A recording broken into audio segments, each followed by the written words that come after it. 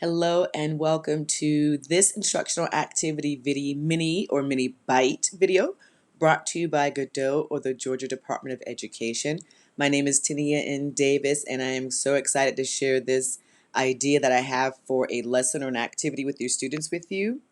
Again, talking about the Creek and Cherokee Indians, my idea is that we create a life-size Venn diagram, or it could be a large T chart, but this might be more like a tri chart or a tri diagram, where we're talking about one of two things, as there's two standards involved that we can do.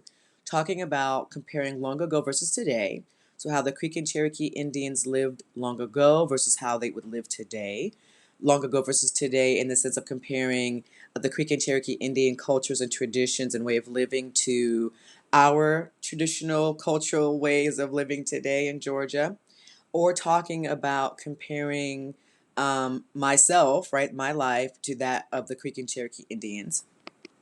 And so in comparing, we could talk about the beautiful history of the Creek and Cherokee Indian people, their customs, their traditions. We could talk about storytelling and how the elders would sit and pass information down, comparing that to today now where we have writing. The Cherokee Indians, as we know, via Sequoia, have their own written language, and so there are newspapers and books as well as ourselves.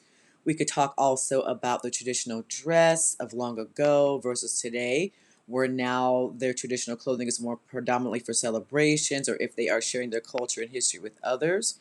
I wanted to also point out too that the traditional dress is not called a costume. It is referred to as regalia. And then talking about families today and the way that families dress the same way that we do today. We could talk about things like hunting and gathering food, crops and harvesting, the roles of women, the roles of the men in the Creek and Cherokee Indian culture tradition, and then also our families today and maybe the gender roles or the roles that we might have in our families. And of course, they vary, and they would vary for other cultures today as well. And then we have pottery and jewels and the way that items were made. We have the use of animal skins and how the animal skins were used and how the native people would use all parts of their natural resources, so we can tie in natural resources as well.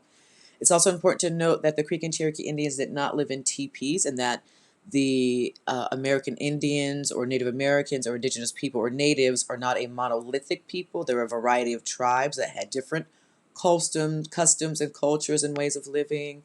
We know that the Creek and Cherokee Indians had winter and summer homes.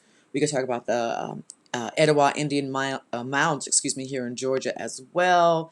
And you could talk about comparing tools of long ago and today. And there's just so many things that you can do with this. But again, my idea was that we can compare long ago versus today, or we can compare my life to the life of Creek and Cherokee Indians as well. And again, doing this in the sense of a life-size, human-size Venn diagram that you can create with blue tape, or that you could create with just some type of delineation of parameters of where the area is going to be set for your students.